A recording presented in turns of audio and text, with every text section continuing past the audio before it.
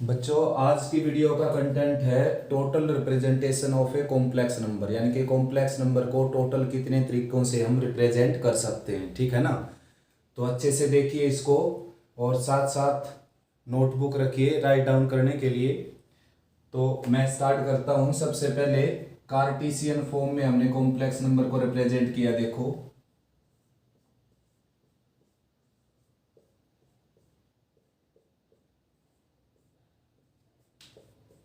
Cartesian form भी बोल सकते हो आप इसको, कार्टेशियन फॉर्म भी बोल सकते हो। जैसे z equal to x plus iota y, x minus iota y, where x and y are real, this is Cartesian form. ठीक है ना। नेक्स्ट है बच्चों geometrical representation of a complex number, that is polar form. तो polar form में भी हम complex number को रिप्रेजेंट करते हैं z equal to r cos theta plus iota sine theta. ठीक है ना। इसको आप पोलर फॉर्म भी बोल सकते हैं।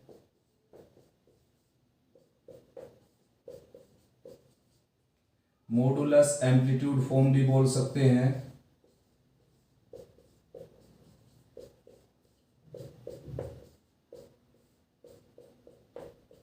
एम्पलीट्यूड फॉर्म और केवल मॉडुलस फॉर्म भी बोल सकते हैं आप इसको।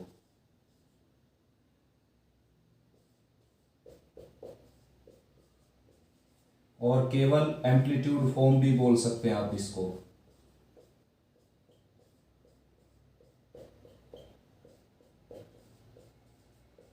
ठीक है ना। तो यानी कि ज्योमेट्रिकली जो रिप्रेजेंट करेंगे कॉम्प्लेक्स नंबर को, उस तरीके से अगर हम रिप्रेजेंट करते हैं तो उस फॉर्म को बोलते हैं polar form, r into cos theta plus iota sine theta. तो पोलर फॉर्म के बारे में बात करते हैं एक बार आइलर फॉर्म से कंप्लीट होकर। देखो, आइलर फॉर्म और होती है एक बच्चों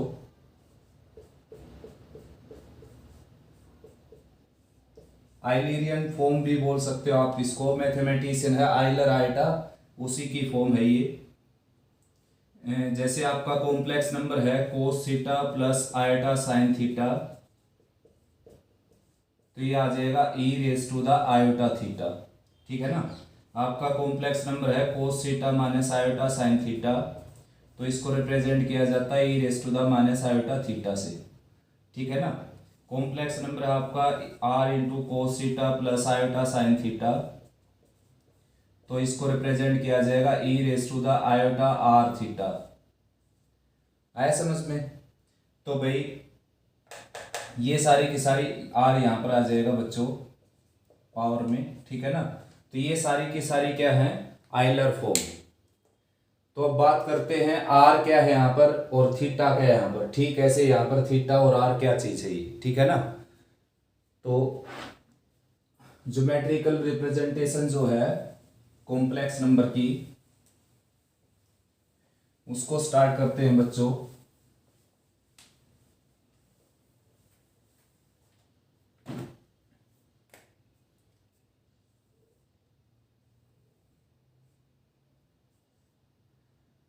अगर ये एक्स वाई प्लेन होता है तो ये रियल लाइन होती है, यानी कि एक्स एक्सिस, ये वाई एक्सिस। फिलहाल ये क्या है, कॉम्प्लेक्स प्लेन।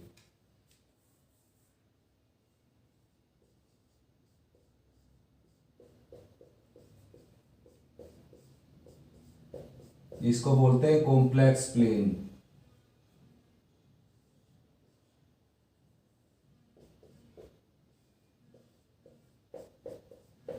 Gaussian plane.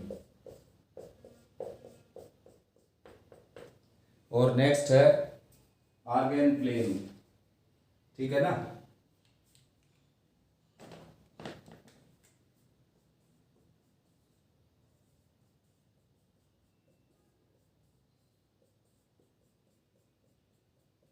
देखो बच्चों, जैसे आपका कॉम्प्लेक्स नंबर है a प्लस आइटा बी, यहां पर है a प्लस आइटा बी। ठीक है ना। तो भाई ये रिप्रेजेंट हो जाएगा a कोमा बी से। तो इसमें हम इसको ज्वाइन कर देते हैं और इसकी जो मॉडुलस है उसको लेट कर लेते हैं r, यानी कि ओरिजिन से इसकी डिस्टेंस। अब ये परपेंडिकुलर डाल दिया हमने ये यहाँ पर, तो ये 90 डिग्री का एंगल है ही। तो ये साइड क्या हो जाएगी ए, ये एक्स जो कोऑर्डिनेट है उसकी लेंथ, और यहाँ पर वाई की वैल्यू आ जाएगी यानी कि बी, ठीक है ना, ये लेंथ हो जाएगी बी। और इस एंगल को लेट कर लेते हैं हम थीटा। तो देखो अगर मैं ए बाई आर लिखता हूँ, ए बाई आर, तो ये आ जाएगा बेस बाई हाइपोटेन्यूज यानी कि कोस थीटा, और ए की वैल्यू क्या आ जाएगी यहाँ से आर कोस थीटा। ठीक ऐसे ही मैं परपेंडिकुलर बाई हाइपोटेन्यूज लिखता हूँ यहाँ पर बी बाई आर, ये क्या आ जाएगा, परपेंडिकुलर बाय हाइपोटेन्यूज होता है साइन थीटा, तो बी से बी की वैल्यू आ जाएगी यहाँ से आर साइन थीटा। ये अगर इक्वेशन आपकी फर्स्ट है, ये सेकंड है। तो अब जो आपका कॉम्प्लेक्स नंबर था ये ए प्लस आइटा बी, जो कि अपनी कार्टीसियन फॉर्म के अंदर था, तो ए और आर की वैल्यू पुट, ए और बी की वैल्यू पुट कर देते हैं इक्वेशन फर्स्ट और सेकंड से। तो ए की वैल्यू है यहाँ पर आर कोस थीटा और plus r iota sine theta. R को कॉमन निकाल सकते हैं आप, और ये बच जाएगा cos theta plus iota sine theta.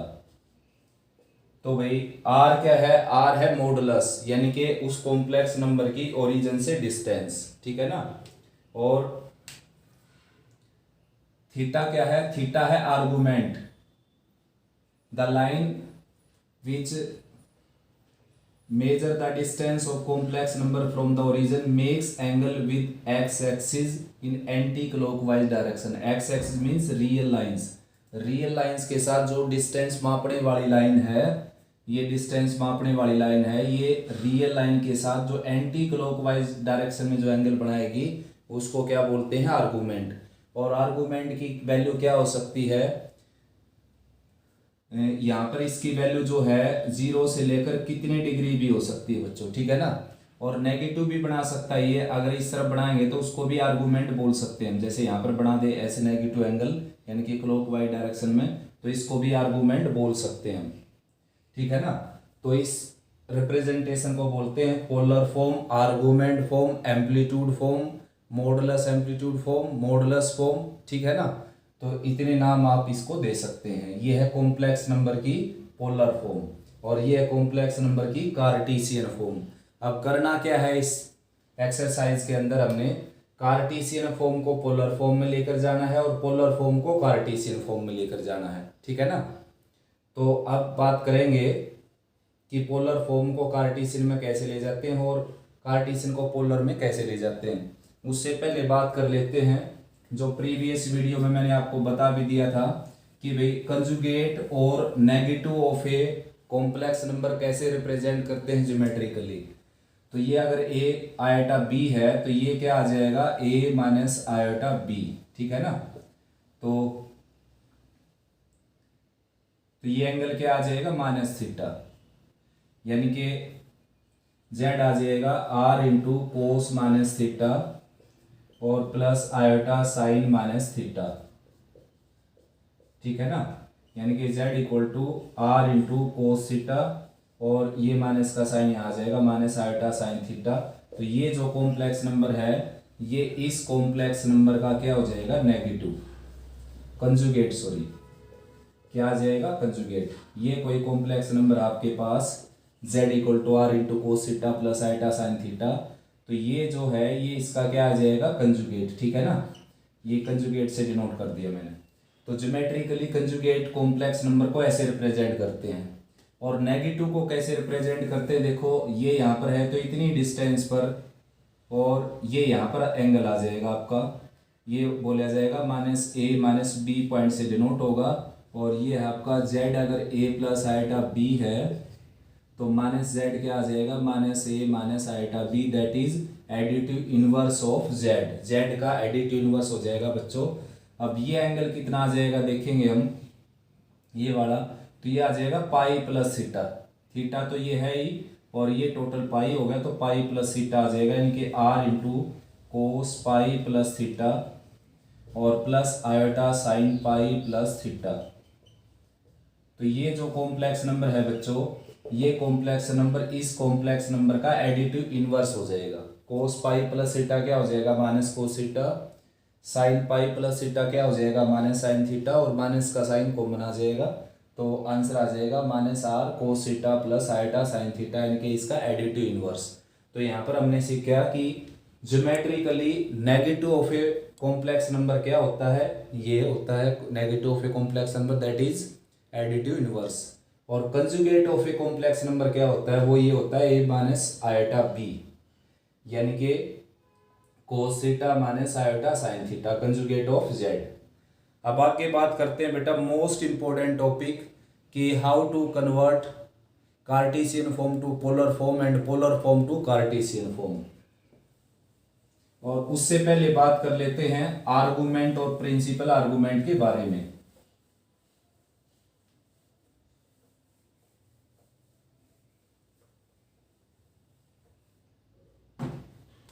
जैसे आपका कॉम्प्लेक्स नंबर ये है r cos theta plus iota sine theta,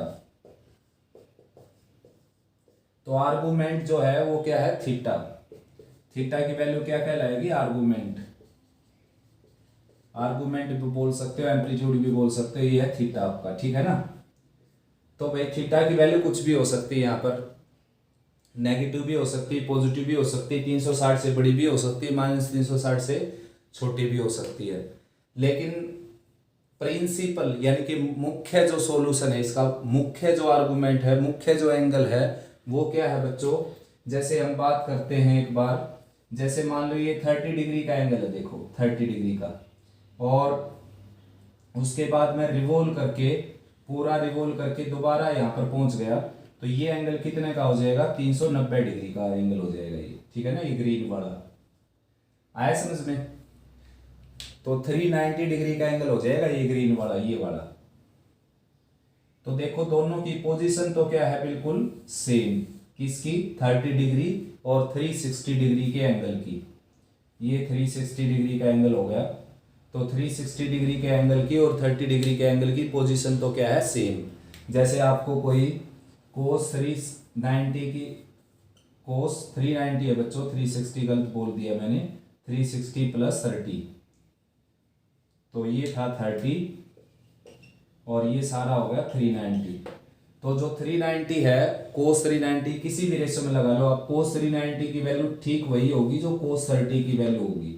जैसे हमारे को कोस एक्स की वैल्यू अगर दे रखी है 1/√3/2, तो हम यहाँ पर x की वैल्यू निकालने चले तो x की वैल्यू 30 लिखेंगे या 390 लिखेंगे, तो 30 को प्रेफर किया जाएगा, ठीक है ना। वैसे तो और भी वैल्यू होगी, 330 भी होगी, x की वैल्यू 330, ठीक है ना, और 30 और ऐड करेंगे तो x की वैल्यू 390 भी होगी।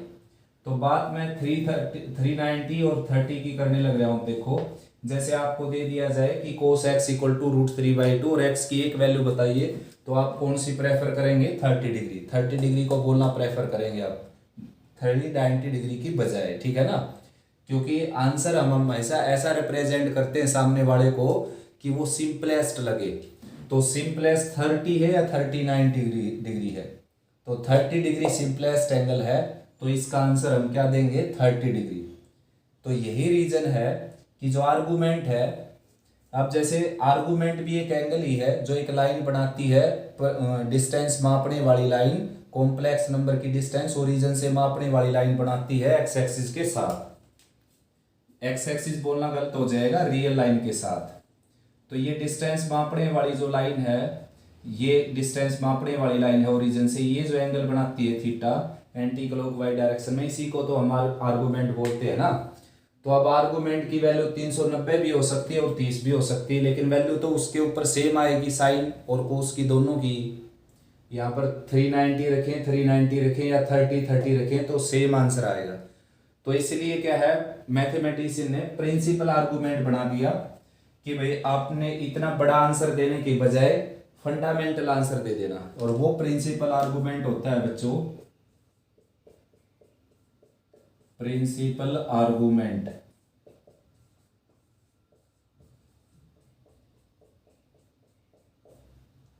ठीक है ना। प्रिंसिपल आर्गुमेंट क्या होता है, -180 डिग्री से लेकर और +180 डिग्री तक, यानी कि हमेशा प्रिंसिपल वैल्यू एंगल में वो ली जाती है जो 0 डिग्री के नजदीक हो।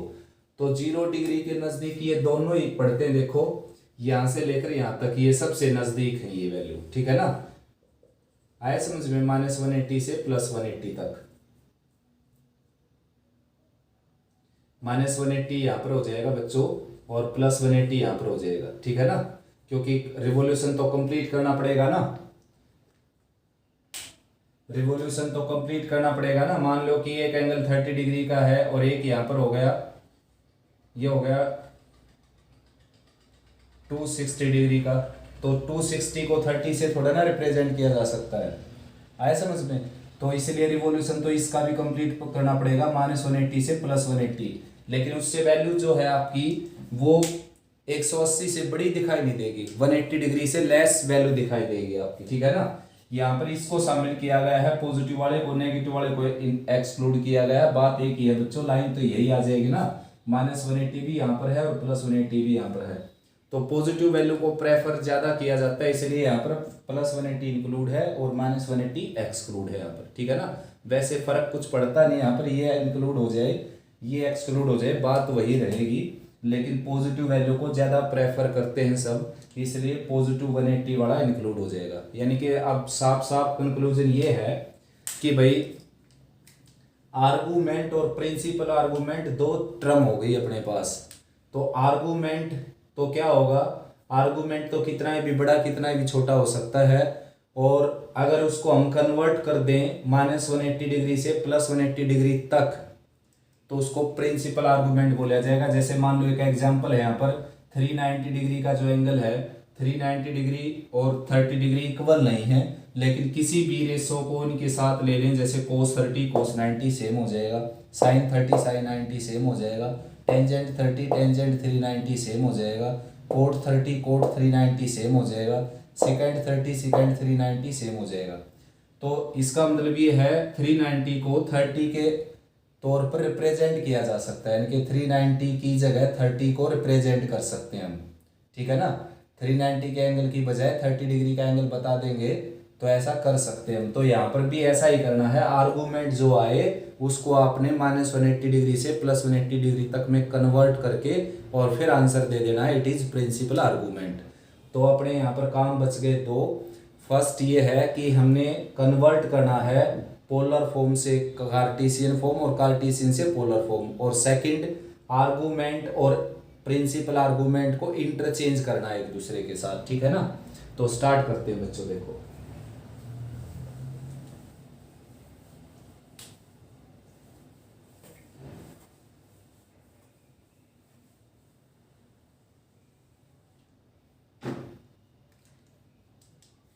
तो एक एग्जांपल लेकर मैं सारे केस इंक्लूड कर लेता हूं। देखो z = 1 + √3 आयोटा, ठीक है ना, z = -1 + √3 iota, z = -1 - √3 iota and z = +1 - √3 iota. देखो भाई बच्चों, ये सारी की सारी क्या है, कार्टेशियन फॉर्म, ठीक है ना। These are all Cartesian form, यानी कि कॉम्प्लेक्स नंबर लिखा गया है आपका कार्टेशियन फॉर्म में। अब इनको चेंज हमने किस में करना है, पोलर फॉर्म में या मॉडुलस एम्पलीट्यूड फॉर्म में या मॉडुलस फॉर्म में या एम्पलीट्यूड फॉर्म में या आर्गूमेंट फॉर्म में, ठीक है ना। तो पहले तो आपकी बुक वाला मेथड करवाता हूं जो आपकी बुक में दे रखा है। तो आपकी बुक में ऐसे दे रखा है, इसको लेट कर लिया हमने r × cos theta plus iota sine theta के इक्वल, ठीक है ना, ऐसे लेट कर लिया 1 + √3 आयोटा को। तो अब कंपेयर करेंगे, देखो इसका रियल पार्ट हो गया, r से मल्टीप्लाई करने के बाद r cos थीटा, इसका हो जाएगा 1, तो r cos थीटा की वैल्यू क्या आ जाएगी 1। ठीक ऐसे ही r sin थीटा, यानी कि r की मल्टीप्लाई करेंगे तो ये इमेजिनरी पार्ट आ जाएगा जो कि आयोटा का कोफिशिएंट हो जाएगा, और यहाँ पर आयोटा का कोफिशिएंट √3। तो रियल और इमेजिनरी पार्ट को कंपेयर कर दिया हमने। देखो अब दोबारा से फिर शुरू करते हैं। ये कार्टेशियन फॉर्म थी, इसको हमने इस पोलर फॉर्म के इक्वल ऐड कर लिया। केवल हमने अब थीटा और r की वैल्यू निकालनी है, कार्टेशियन फॉर्म से पोलर फॉर्म में कन्वर्ट हो जाएगा ये क्वेश्चन। तो थीटा और आर की वैल्यू निकालने के लिए बड़ा सिंपल है, स्केयरिंग एंड एडिंग कर देते हैं। Squaring and adding, squaring adding करेंगे तो r square cos square plus r square sine square, left side का स्केयर लेफ्ट साइड के स्केयर में ऐड हो जाएगा, राइट इसमें 1 हो गया, इसका स्केयर 3 हो गया, ये आ जाएगा 4 ऐड होकर, ये आ जाएगा बच्चों 2 r square cos square equal to 4, और 2 से डिवाइड करेंगे इसको, आर स्केयर कॉमन निकालेंगे बच्चों, ये आर स्केयर साइन स्केयर, ये आर स्केयर कोस स्केयर, तो आर स्केयर कॉमन निकालेंगे तो sine square plus cos square क्या बच जाएगा 1, ये 4 हो गया, और आर की वैल्यू प्लस -2 आएगी, लेकिन -2 रिजेक्ट करनी पड़ेगी since r is modulus of a complex number which is a distance from the origin of this complex number, यानी कि ओरिजिन से उस कॉम्प्लेक्स नंबर की डिस्टेंस को रिप्रेजेंट करता है आर, और डिस्टेंस कभी नेगेटिव नहीं होती, 0 हो सकती है लेकिन नेगेटिव नहीं हो सकती, 0 जब हो जाएगी जब कॉम्प्लेक्स नंबर ओरिजिन पर आ जाएगा। तो भाई बच्चों आर की वैल्यू आ गई, अब हमने निकालनी थीटा की वैल्यू, तो इक्वेशन सेकंड को फर्स्ट से डिवाइड कर दीजिए आप, equation second divided by equation first, तो डिवाइड कर देंगे तो ये आ जाएगा sine by cos tangent theta equal to √3। अब आपने √3 की जगह tan ऑफ फंडामेंटल एंगल रखना है जो कि होता है 60 डिग्री, या π/3 लिख सकते हैं। अब आपने ये देखना है, देखो कि कोस की वैल्यू क्या है यहाँ पर पॉजिटिव, आर पर डिपेंड नहीं है साइन इसका, वैसे तो दो टर्म का प्रोडक्ट अगर किसी के इक्वल दे रखे हो तो दोनों पर डिपेंड होता है उसका साइन, मान लो कि ये -3 हो जाए और ये -2 हो जाए तब जाकर +6 हो, ये या दोनों पॉजिटिव हो तब जाकर +6 हो, लेकिन यहाँ पर आर पर डिपेंड नहीं है, रीजन आर एक पॉजिटिव क्वांटिटी है, यानी कि नॉन नेगेटिव क्वांटिटी, 0 भी हो सकती है। वैसे इस केस में 0 नहीं है क्योंकि अगर आर की वैल्यू 0 होती तो ये 1 आता ही नहीं, तो यहाँ पर ये क्या है पॉजिटिव। तो भाई कोस थीटा की वैल्यू पॉजिटिव किस क्वाड्रेंट में होगी, फर्स्ट में और फोर्थ में। साइन की पॉजिटिव वैल्यू किस क्वाड्रेंट में होगी, फर्स्ट में और सेकंड में। तो दोनों का कॉमन क्वाड्रेंट कौन सा हो गया, फर्स्ट। तो यहाँ पर फर्स्ट का एंगल लेकर चलना आपने, तो फर्स्ट का तो ऑलरेडी हम लिखेंगे ही शुरुआत में, फंडामेंटल एंगल ही रखना हमने। √3 वैसे तो टेंजेंट 240 डिग्री की वैल्यू भी होती है, लेकिन हम वो 240 डिग्री लिखने की बजाय फंडामेंटल वैल्यू लिखेंगे हर केस में। तो थीटा की वैल्यू क्या हो जाएगी बच्चों, 60 डिग्री। ठीक है ना, आया समझ में। तो इसका जो आर्गुमेंट फॉर्म हो गई वो हो गई 4 × cos 60 प्लस आयोटा साइन 60। ठीक है ना, ये हो गई आपकी argument form, polar form, modulus amplitude form. तो इसमें मॉडुलस क्या हो गया 4, ठीक है ना, मॉडुलस 2 है बच्चों, यहाँ पर 2, 4 की बजाय है 2, तो मॉडुलस क्या हो गया 2 और आर्गुमेंट क्या हो गया 60 डिग्री। ठीक है ना, प्रिंसिपल आर्गुमेंट के बारे में बाद में बात करते हैं। तो ये पोलर फॉर्म में कन्वर्ट कर दिया मैंने कार्टेशियन फॉर्म को। अब आपका काम है कार्टेशियन फॉर्म में चेंज करना पोलर फॉर्म को, तो वो बड़ा इजी है भाई। cos 60 की वैल्यू रख दीजिए यहाँ पर जो कि होती है 1/2, साइन 60 की √3/2, 1/2 कॉमन होकर कैंसिल आ जाएगा, ये आ जाएगा आंसर। यानी कि पोलर फॉर्म से कार्टेशियन फॉर्म में जाना बहुत ईजी होता है। तो नेक्स्ट बात करते हैं बच्चों इस क्वेश्चन की, तो यहीं से कर देता हूँ मैं, देखो सीधा इसको r cos theta plus iota sine theta को हमने लेट कर लेना है -1 प्लस √3 आयोटा, और r cos थीटा की वैल्यू यहाँ से क्या आ जाएगी -1, और r साइन थीटा की वैल्यू क्या आ जाएगी √3। स्केयर करके ऐड करेंगे तो r की वैल्यू तो वही 2 की 2 आएगी। r तो वैसे भी निकाल सकते हो आप, इसका स्क्वायर करें इसका स्क्वायर करें और रूट ले दे ऐड करके। अब इन दोनों इक्वेशन को डिवाइड कर दूँ, ये इक्वेशन फर्स्ट है ये इक्वेशन सेकंड है, तो सेकंड डिवाइडेड बाई अगर मैं फर्स्ट करता हूँ तो r sine by r cos, r से r कैंसिल हो जाएगा, tangent theta is equal to √3/-1, तो ये आ जाएगा -√3 और -√3 फंडामेंटल एंगल रखेंगे 60 डिग्री, तो tangent theta is equal to minus tangent 60। अब यहाँ पर कई बातें चेक करनी है। पहली तो ये कि tan से tan कम, इसकी कंपेयरिंग हम तभी कर सकते हैं जब माइनस का साइन ना हो, तो माइनस के साइन को हटाना है। अब माइनस के साइन तो कई तरीके से हट सकते हैं, माइनस का साइन इसके अंदर भी जा सकता है, टेंजेंट -60 हो सकता है ये, लेकिन ऐसा नहीं करना आपने। अब आपने ऐसे क्वाड्रेंट में लेकर जाना है जहाँ पर साइन कोस की वैल्यू नेगेटिव हो और साइन की वैल्यू पॉजिटिव हो। इसको नहीं देखना हमने कि टेन को ऐसे क्वाड्रेंट में ले जाए जिसमें ये नेगेटिव होता कि नेगेटिव नेगेटिव पॉजिटिव हो जाए, इसको नहीं देखना हमने। इसको देखकर क्वाड्रेंट चेंज करना है। तो कोस नेगेटिव साइन पॉजिटिव किस क्वाड्रेंट में होता है? सेकंड में। कोस पॉजिटिव, कोस नेगेटिव, साइन पॉजिटिव। तो सेकंड क्वाड्रेंट में जाने का रास्ता मैंने आपको बता रखा है, 180 में से माइनस करके जाएंगे आप, ठीक है ना। ट्रिग्नोमेट्री में पढ़ाया था मैंने ये आपको कि 180 में से माइनस करके क्यों जाएंगे। उसका रीज़न ये है कि भाई अगर 90 में ऐड करके जाएंगे, देखो ये सेकंड क्वाड्रेंट है और सेकंड क्वाड्रेंट के दो गेट लगे हुए हैं, तो कॉमन सेंस की बात है भाई, दो गेट खोल कर ही अंदर जाएंगे ना।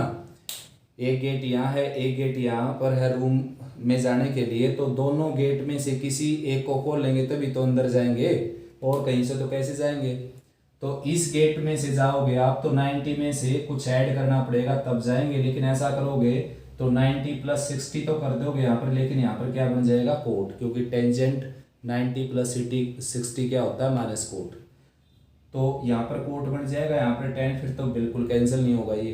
तो इसलिए आपने 180 में से माइनस करके जाना है। तो इस क्वाड्रेंट में आना हो आपने तो 180 में ऐड कर देना, इसमें जाना हो 180 में से सब्ट्रैक्ट कर देना। इसमें तो आप हो ही स्टार्टिंग में, इसी में आते हो आप सीधी वैल्यू लेकर। अगर इसमें जाना आपने तो 360 में से माइनस कर देना। यानी कि इन तीनों क्वाड्रेंट में जाने के रास्ते बता दिए मैंने, 180 प्लस माइनस या 360 माइनस, ठीक है ना। 90 और 270 को टच भी मत करना क्योंकि टी रेशो चेंज हो जाएगा।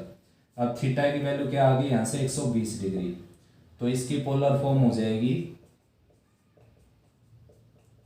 इसकी पोलर फॉर्म हो जाएगी बच्चों r cos 120 plus iota sign 120 degree, ठीक है ना। अब नेक्स्ट जो है क्वाड्रेंट चेक करने का एक और मेथड है अपने पास। देखो क्वाड्रेंट चेक करने का एक मेथड ये है, जैसे कि इसको मैं ज्योमेट्रिकली रिप्रेजेंट करूं तो x की वैल्यू क्या है? -1, जैसे ये है -1, y की वैल्यू क्या है? √3। तो ये कॉम्प्लेक्स नंबर यहाँ पर है -1 और √3। अब आप देख सकते हो ये कौन सा क्वाड्रेंट है? ये है सेकंड क्वाड्रेंट, और सेकंड क्वाड्रेंट में कोस क्या होता है? नेगेटिव, और साइन क्या होता है? पॉजिटिव। यहाँ से भी आपको पता चलने लग रहा है कि ये सेकंड क्वाड्रेंट है, और ज्योमेट्रिकली जाकर भी आपको पता चलने लग रहा है ये सेकंड क्वाड्रेंट का क्वेश्चन है। और वैसे भी आपको पता चलने लग रहा है कॉम्प्लेक्स नंबर क्या होता है? x plus iota y। तो x का रोल कौन करने लग रहा है यहाँ पर? -1, और y का √3। तो x नेगेटिव y पॉजिटिव, ये आप 10th क्लास में पढ़ कर आए हैं। इस क्वाड्रेंट में दोनों पॉजिटिव x y, इस क्वाड्रेंट में x नेगेटिव y पॉजिटिव, इस क्वाड्रेंट में दोनों नेगेटिव, इस क्वाड्रेंट में x पॉजिटिव y नेगेटिव। तो आप स्टेटमेंट को देखकर भी पता लगा सकते हैं कि कौन से क्वाड्रेंट का क्वेश्चन है। तो सबसे पहले आपने यहाँ पर फंडामेंटल एंगल रखना है, जैसे कि √3 टेंजेंट 60 की वैल्यू होती है, वैसे तो कोट 30 की भी होती है, लेकिन लेफ्ट में 10 है तो राइट में 10 में ही वैल्यू लिखनी है हर क्वेश्चन के अंदर, ठीक है ना। अगर आप दो को इसको इससे डिवाइड करते हो, अगर आप इसको इससे डिवाइड करते हो तो कोट बन जाएगा, फिर कोट में वैल्यू लिख देना। ये लिखने के बाद आपने ये देखना कि क्वाड्रेंट कौन सा है? क्वाड्रेंट है सेकंड, तो सेकंड क्वाड्रेंट में जाना हो तो 180 में से माइनस कर देना। अगर क्वाड्रेंट थर्ड हो तो 180 में ऐड कर देना, क्वाड्रेंट थर्ड में पहुंच जाएंगे, ठीक है ना। और क्वाड्रेंट फोर्थ हो तो 360 में से माइनस कर देना, फोर्थ में पहुंच जाएंगे। बिल्कुल आसान है बच्चों, इससे ज़्यादा केस हो ही नहीं सकते जो मैंने लिख दिए। 4 ही क्वाड्रेंट है, चारों क्वाड्रेंट के केस लिख दिए मैंने आपके सामने। तो ये भी सेकंड क्वेश्चन भी कंप्लीट हुआ है बच्चों। अब ये पोलर फॉर्म में हो गई और ये कार्टेशियन हो गई। अगर आपने पोलर फॉर्म से कार्टेशियन फॉर्म में लेकर जाना है तो cos 120 की वैल्यू होती है -1/2, साइन 120 की होती है √3/2, 2 कॉमन निकालो, कैंसिल करो, ये आंसर आ जाएगा, ठीक है ना। तो यहाँ पर r तो सभी का सेम ही आएगा। देखो r तो क्या आ गया? इसका भी 2 आ गया, ठीक है ऐसे ही। अब इसमें डिवाइड करेंगे तो टेंजेंट थीटा की वैल्यू क्या हो जाएगी? देखो r cos थीटा हो गया -1 और r sin थीटा हो गया -√3, कैंसिल होकर ये आ गया। तो tangent theta is equal to tangent 60 degree. अब आपने कंपेयर नहीं कर देना है यहाँ पर क्वाड्रेंट देखने से पहले, वरना थीटा की वैल्यू निकलने लग रही 60, जो कि गलत आ गई। गलत क्यों आ गई? क्योंकि क्वाड्रेंट कौन सा आपका? थर्ड। तो थर्ड क्वाड्रेंट का एंगल निकालना आपने, तो थर्ड क्वाड्रेंट में जाने का रास्ता है 180 + 60 यानी कि 240। तो थीटा आ गया 240 और भाई ये आ गया आंसर 2 × cos 240 और प्लस आयोटा साइन 240। ठीक है ना? आया समझ में? नेक्स्ट क्वेश्चन है बच्चों, लास्ट है ये, और ये फोर्थ क्वाड्रेंट का है आर, तो इसका भी क्या आ जाएगा 2, और यहाँ पर आर cos थीटा की वैल्यू 1, आर sin थीटा की वैल्यू -√3 -√3/1 हो गया ये, और √3 की जगह हम क्या लिख सकते हैं? टेंजेंट 60। ठीक है ना? आया समझ में? टेंजेंट 60 लिख सकते हैं। अब इसको ऐसे क्वाड्रेंट में ले जाना जिसमें ये नेगेटिव होता हो, और ये नेगेटिव कहाँ पर होता है? फोर्थ क्वाड्रेंट में भी होता है और सेकंड में भी होता है, लेकिन हमने टेंजेंट को नहीं देखना, हमने देखना है ये क्वाड्रेंट। तो ये कौन सा है? कोस पॉजिटिव साइन नेगेटिव बोल लें तो भी कौन सा हो गया? Second fourth quadrant. या बोल लें आप कि x की वैल्यू पॉजिटिव y की नेगेटिव तो भी फोर्थ क्वाड्रेंट हो गया। तो फोर्थ क्वाड्रेंट में जाने का रास्ता मैंने आपको बताया कि 360 में से आपने अपने एंगल को माइनस कर देना है। तो ये आ जाएगा थीटा की वैल्यू 300 डिग्री। तो आंसर आ जाएगा इसका 2 यानी कि r cos 300 plus iota sign 300 degree. ठीक है ना? तो ये बच्चों 4 केस थे, 4 ही केस होते हैं, केवल 4 ही क्वाड्रेंट हैं, केवल ये वैल्यू बदल सकती है और कुछ नहीं बदलेगा आपके सामने। ठीक है ना? तो चारों को मैंने पोलर फॉर्म में कन्वर्ट कर दिया, तो और पोलर से कार्टेशियन में बता दिया आपको कैसे जाना है। अब बात करते हैं आर्गूमेंट और प्रिंसिपल आर्गूमेंट की। देखो बच्चों, आर्गूमेंट को ही प्रिंसिपल आर्गूमेंट बोल सकते हैं आप, अगर वो -180 से +180 के बीच में आया हो। तो ये जो है ये आर्गूमेंट है, तो इसको आप प्रिंसिपल आर्गूमेंट भी बोल सकते हैं। तो यही आर्गूमेंट है और यही क्या है? Principal argument. ठीक है ना? इस क्वेश्चन का आर्गूमेंट पूछ लिया जाए तो 60 डिग्री, प्रिंसिपल आर्गूमेंट पूछ लिया तो भी 60 डिग्री। ये जो है इसका जो आर्गूमेंट आया है, आर्गूमेंट आता है इस तरीके से, प्रिंसिपल आर्गूमेंट नहीं आता। अब प्रिंसिपल आर्गूमेंट बनाना पड़ेगा आपको ये। अब आपने ये देखना है कि ये -180 से +180 के बीच की क्वांटिटी है या नहीं। +180 हो सकता है, तो ये बीच की क्वांटिटी है 120 डिग्री। तो यही आर्गूमेंट है और यही प्रिंसिपल आर्गूमेंट है। ठीक है ना? प्रिंसिपल आर्गूमेंट भी क्या है इसका? यही प्रिंसिपल आर्गूमेंट क्या है? 120, और इसका भी प्रिंसिपल आर्गूमेंट क्या है? 60। तो दोनों का तो सेम हो गया ना। ये आ गया, ये 180 से बड़ा आ गया। ठीक है ना? आया समझ में?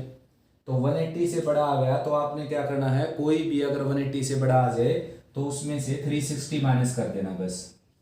प्रिंसिपल आर्गूमेंट आ जाएगा आपका 240 है ये, इसमें से 360 माइनस कर देंगे, ये आ जाएगा 0, ये आ जाएगा 2 और ये आ जाएगा 1 यानी कि -120। तो प्रिंसिपल आर्गूमेंट क्या आ गया इस क्वेश्चन का? -120। देखिए -120 किस क्वाड्रेंट में है? ये 0 से -90, -90 से -180 यानी कि इस क्वाड्रेंट में हो गया। और देखो क्वाड्रेंट भी थर्ड ही है ये, तो यानी कि आर्गूमेंट क्या हो गया क्वेश्चन का? 240 डिग्री, और प्रिंसिपल आर्गूमेंट क्या हो गया? -120 डिग्री। ठीक है ना? नेक्स्ट है बच्चों, ये क्या है? आर्गूमेंट क्या है? 300 डिग्री। तो मैंने बताया आर्गूमेंट अगर 180 से बड़ा आ जाए तो आपने उसमें से 360 माइनस कर देना है। तो प्रिंसिपल आर्गूमेंट हो जाएगा आपका 300 - 360। तो प्रिंसिपल आर्गूमेंट आ जाएगा बच्चों -60 डिग्री। ये ट्रिक है और ये आप एग्जाम में लगा सकते हैं। ठीक है ना? आया समझ में? तो आर्गूमेंट क्या हो गया? 300 डिग्री। प्रिंसिपल आर्गूमेंट क्या हो गया? -60 डिग्री। प्रिंसिपल आर्गूमेंट को आर्गूमेंट बोल सकते हो आप, जबकि सारे आर्गूमेंट प्रिंसिपल आर्गूमेंट नहीं होते। जैसे ये आर्गूमेंट था तो प्रिंसिपल आर्गूमेंट बोला गया इसको, ये आर्गूमेंट था प्रिंसिपल आर्गूमेंट बोला गया इसको। ये क्या था? आर्गूमेंट था, लेकिन प्रिंसिपल आर्गूमेंट नहीं बोल सकते हम। प्रिंसिपल आर्गूमेंट निकालना पड़ेगा इसमें से 360 माइनस करके। केवल एक ही तरीका बताया मैंने, बहुत ही आसान करके बताया बेटा। ठीक है ना? बाकी आप कहीं पर पढ़ेंगे तो पजल हो जाएंगे। तो मेरी बात याद रखिए, अगर 180 से बड़ा आ जाए उसमें से 360 माइनस कर दीजिए बस। ठीक है ना? आया समझ में? तो इस वीडियो में इतना है भाई। नेक्स्ट वीडियो में करेंगे geometrical representation of sum difference product and quotient of complex number.